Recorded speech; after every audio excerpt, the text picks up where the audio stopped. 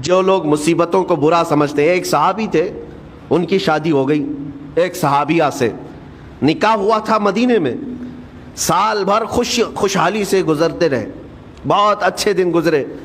سال ختم ہونے کو تھا کہ خاتون جو ہے لڑائی کرنا شروع کر دیتی، کہتی ہے مجھے تمہارے ساتھ رہنا نہیں، مجھے طلاق چاہیے، ڈائریکٹ طلاق۔ تو اس صحابی نے کہا ہوا کیا؟ وہ صحابیہ کہتی تھی نہیں مجھے تمہارے ساتھ رہنا نہیں۔ اس صحابی نے کہا ٹھیک ہے اگر ایسا ہی ہے تو حضور پاک صلی اللہ علیہ وسلم کے پاس چلتے ہیں، وہاں جا کر فیصلہ کرا لیں گے۔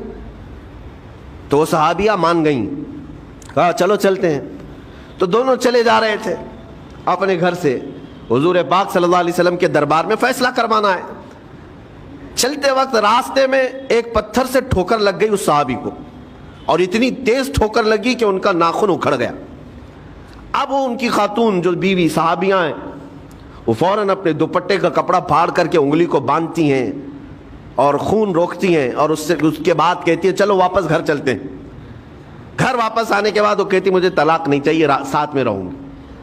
کہا عورتوں کا موڈ، عورتوں کا اس طرح کا فیصلہ کیا بات ہے؟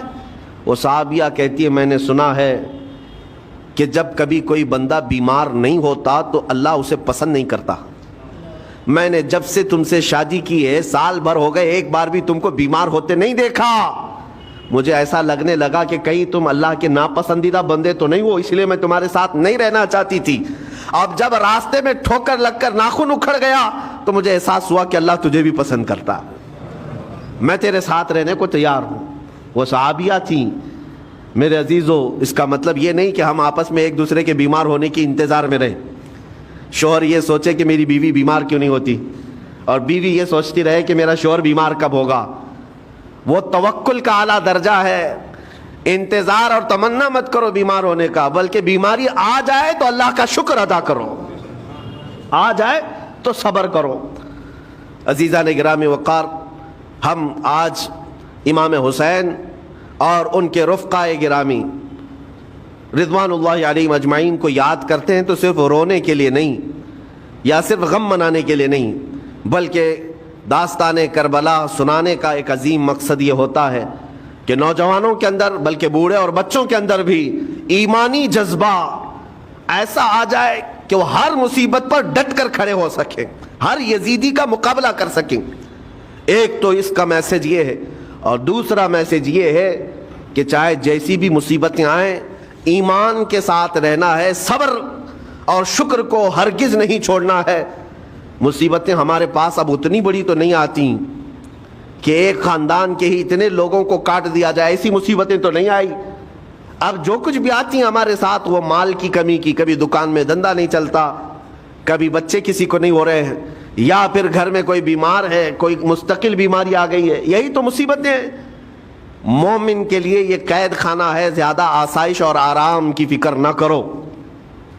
یہ دنیا مومن کے لیے قید خانہ ہے۔